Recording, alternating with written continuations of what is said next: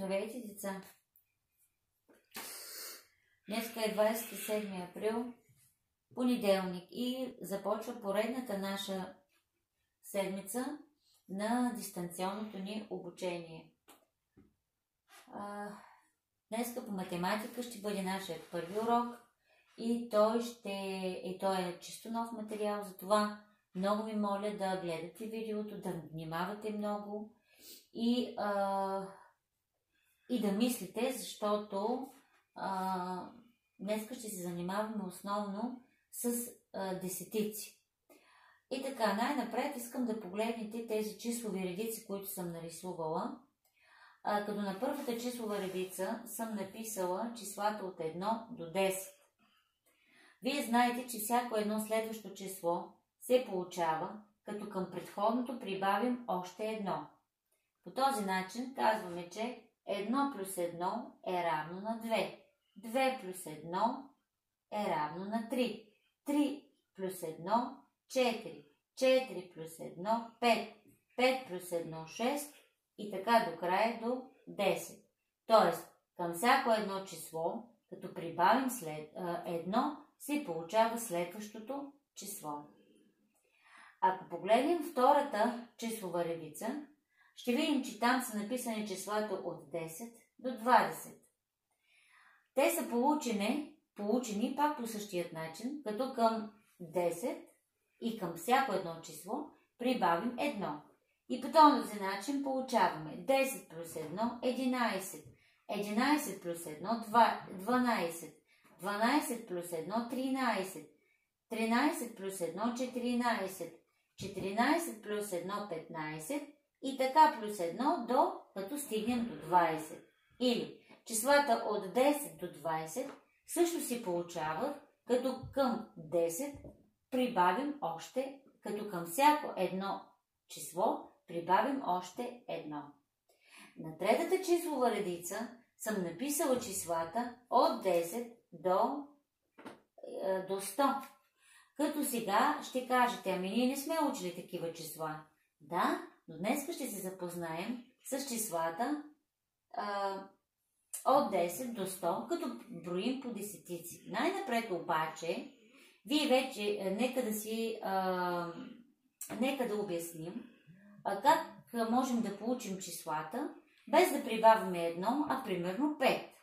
Ако прибавяме към числата, към всяко едно число 5 единички, то тогава ще получим 10 плюс 5 – 15, 15 плюс 5 – 20, 20 плюс 5 – 25, 25 плюс 5 – 30, 35 плюс 5 – 35, 35 плюс 5 – 40 и така нататък, докато стигнем до 100. Но най-важна до тук е първата и последната числова редица, като от първата разбрахме, че всяко едно число се получава, като прибавим още едно.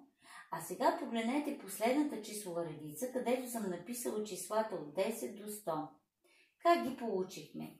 Получихме ги, като към всяко едно число прибавим не една единица, а една десетица. Вие знаете вече, че една десетица това са 10 предмета.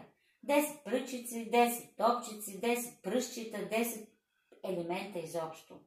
И така, 10 плюс 10 получаваме 20. Ако към 20 прибавим още 10, получаваме 30. 30 плюс 10 – 40. 40 плюс 10 – 50. 50 плюс 10 – 60. 60 плюс 10 – 70. 70 плюс 10 – 80. 80 плюс 10 – 90 и накрая, ако към 90 прибавим още 10, прибавяме 100. От предишни уроци ние вече знаем, че числата си получават, че числата съдържат десетици и единици. Сега, ако погледнем ето тук тази картинка, ще видим, че съм представила числата като едни чертички. Вие също така знаете, че числото можем да го броим и да го чуваме. Т.е. да го броим и да го нареждаме. Когато кажа 3, 4, 8, 9, аз изговарям числа. Когато обаче видите написани тези числа, те не се наричат числа, а се наричат цифри. Защото цифрите ги пишем, а числата ги броим и ги нареждаме. В случая аз съм представила числата като с помощта на едни чертички. Когато имам 10 чертички, аз имам едно кръгче от 10 чертички, или това е една десетица, защото имам само едно кръгче от 10 чертички. Тези 10 чертички са равни на една десетица. Тук на втория ред имам две кръгчета от по 10 чертички. Тук имаме едно 10 и тук имаме още едно 10. Тогава казваме, че една десетица плюс още една десетица са равни на 2 десетици, или това е числото 20. На третия ред имаме 3 кръгчета, като във всяко едно кръгче има по 10 чертички. 10 чертички в първото кръгче е една десетица. После още 10 чертички, това е още една десетица.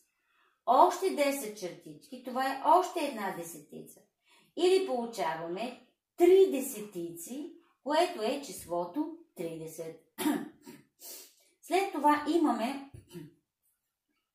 една десетица, 2 десетици, 3 десетици, 4 десетици. Или това е числото 40.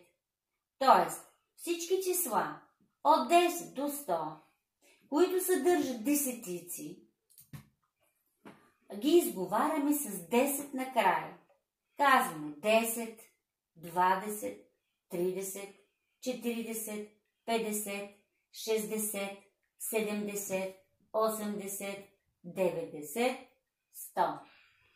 Но за по-кратичко, вместо да казваме примерно 30, 20, 40, можем да ги изговаряме като 20, 30, 40, 50 си остава 50, 60, 70, 80, 90 и 100. Тоест числата 20, 30, 40, 20, 30, 60 може да се изговарят с и кратко. Това е другият верен начин за изговаряне на числата.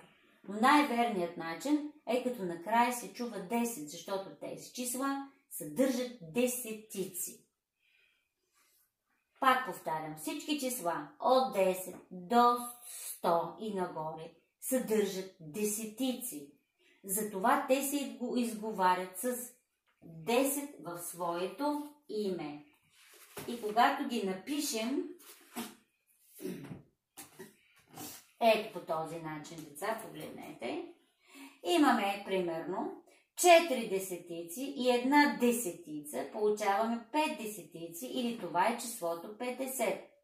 5 десетици плюс една десетица стават 6 десетици, и това е числото 60. 6 десетици плюс една десетица са равни на 7 десетици, или това е числото 70. 7 десетици плюс една десетица са равни на 8 десетици, получаваме 80. 8 десетици плюс една десетица са равна на 9 десетици, или 90. И накрая 9 десетици плюс една десетица са равни на 10 десетици, или това е числото 100. Така, или една десетица, деца, съдържа, т.е. това е числото 10.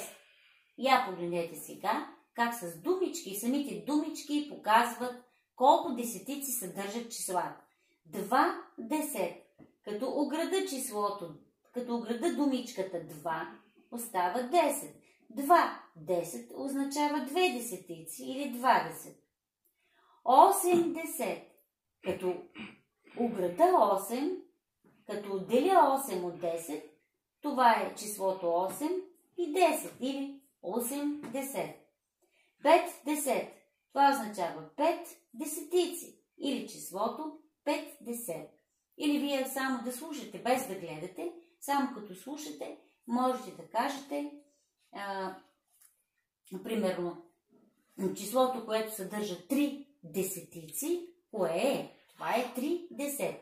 Числото, което съдържа 7 десетици, е числото 70.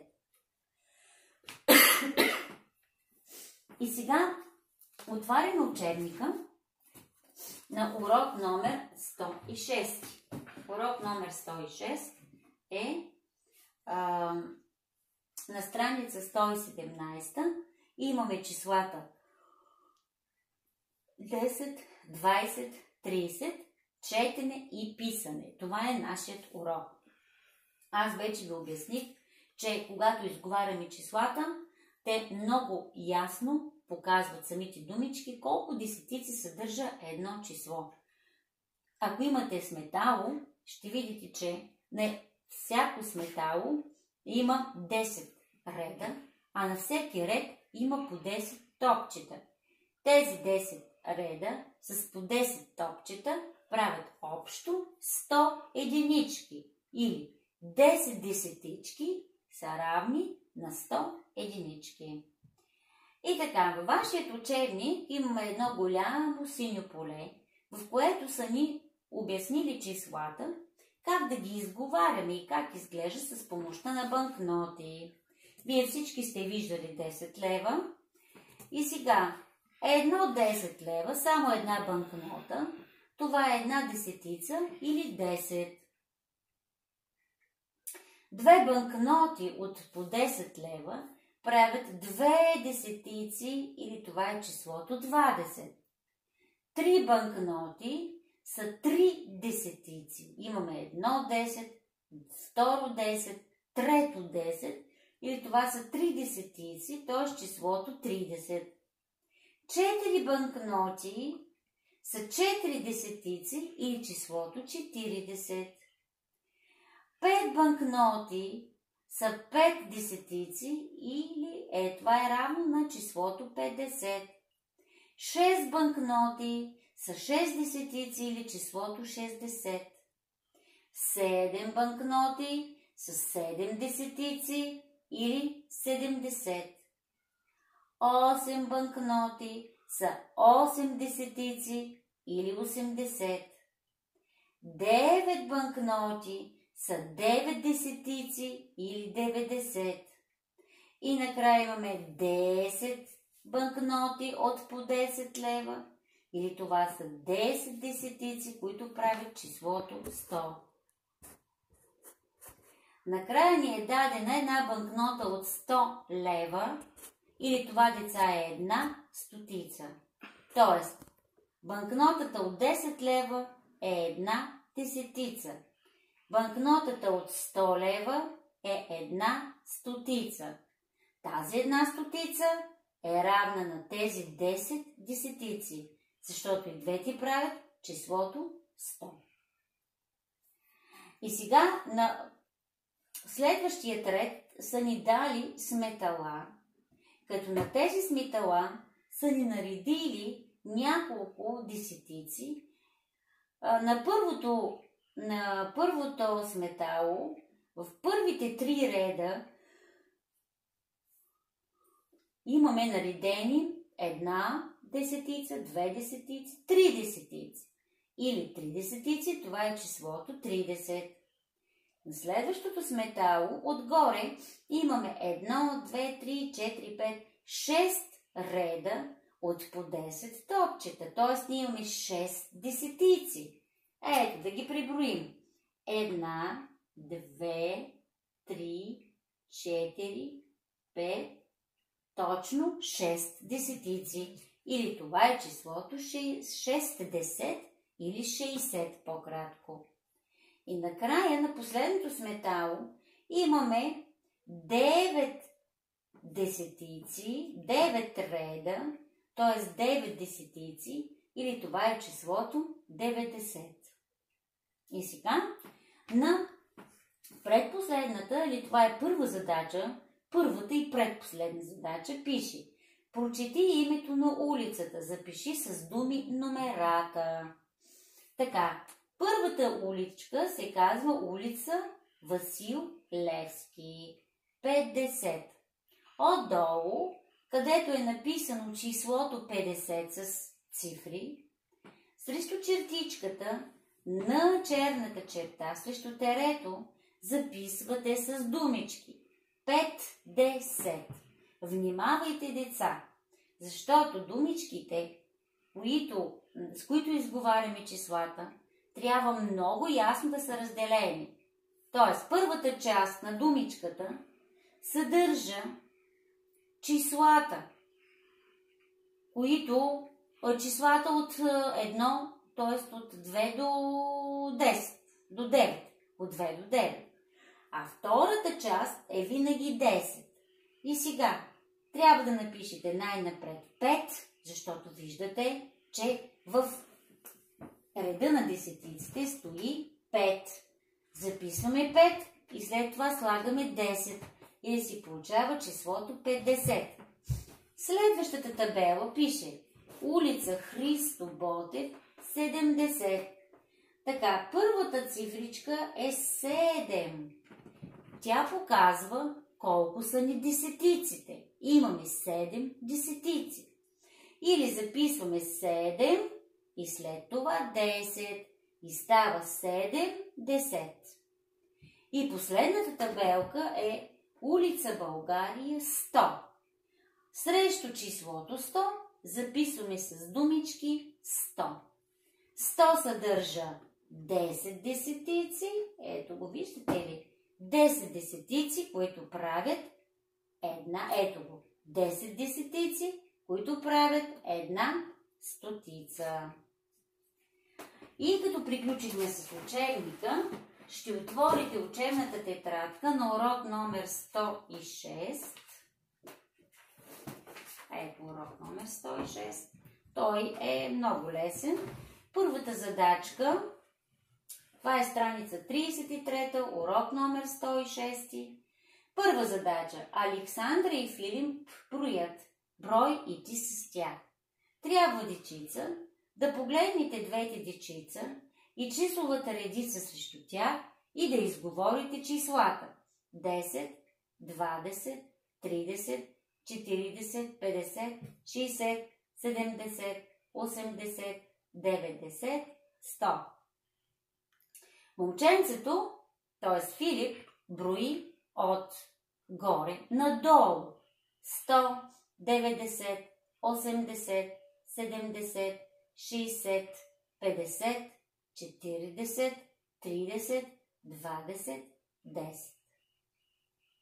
Както броим от 1 до 10 и от 10 до 1, по същият начин броим от 10 до 100 и от 100 до 10 надолу. Втора задача. Подреди по големина. Така, да разгледаме банкнотите. Имаме 100 лева, 50 лева, 20 лева и 10 лева. Аз ги казвам по големина. После имаме железни монети. После имаме монети от 10 стотинки, 50 стотинки и 20 стотинки. И сега да видим как ще ги наредим тук под банкнотите в тази линия. 100 лева са повече от колко? По-голямо можем да го прочетем като повече, защото става случай за пари в случая. 100 лева са повече от 50. Най-напред ще напишете 50, защото 50 е най-голямото число след 100, тук, което са ни изобразили. След това 50 лева е по-голямо от... Кое е следващото по големина? Ами 20. Значи записваме 20. После 20 лева са по-големи от колко? От 10 лева, разбира се, защото ние имаме тук, до тук 100 лева, 50, 20 и 10. Така приключваме с книжните банкноти и сега ще подредим по големина стотинките, като започваме от по-голямата и стигнем до най-малката.